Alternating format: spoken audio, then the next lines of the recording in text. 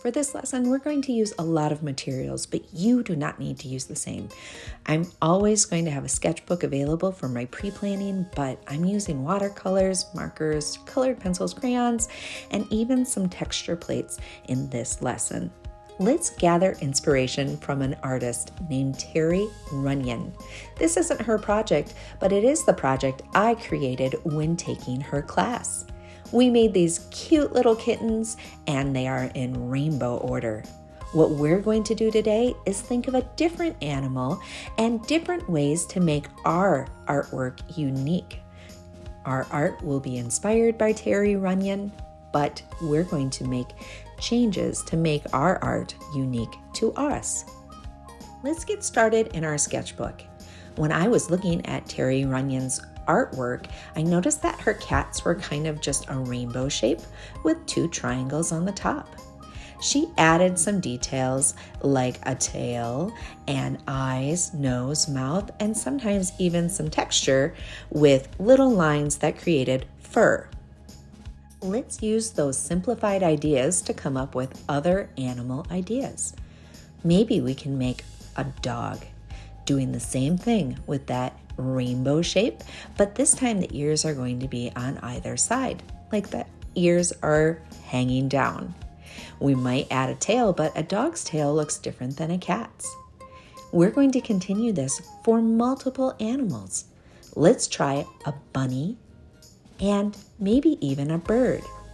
Let's take the idea of these animals and simplify them as Terry Runyan did. Now that we have some ideas, let's choose an animal to create over and over on our project. I'm going to divide my paper into half. On one half, I want 3 of my animal, and on the other half, I want the other 3. This is going to allow me to evenly space my animals. It's hard to see these lines, but that's the point. The artist needs to see the lines so that we can paint in them later, but we don't want our viewers to be able to see the lines, so I'm drawing light. I'm adding some lines for ears, but not a lot of detail. I'm going to be adding the detail later on in this process. Now it's time to watercolor. To begin with, I'm going to activate my colors. That means I'm placing just a little bit of water in each of my watercolor pans. That's going to soften up the paint and allow me to use it properly. Here's where I'm going to use inspiration from Terry Runyan. I'm going to make my animals in rainbow order like she did. Rainbow order is red, orange, yellow, green, blue, and purple. I want each of my bunnies to be unique, so I'm thinking of different ways that I can lay out their ears, and I even have some ideas for when we add the design. At this point, it's really important to make sure that your bunnies are completely dry before adding any detail.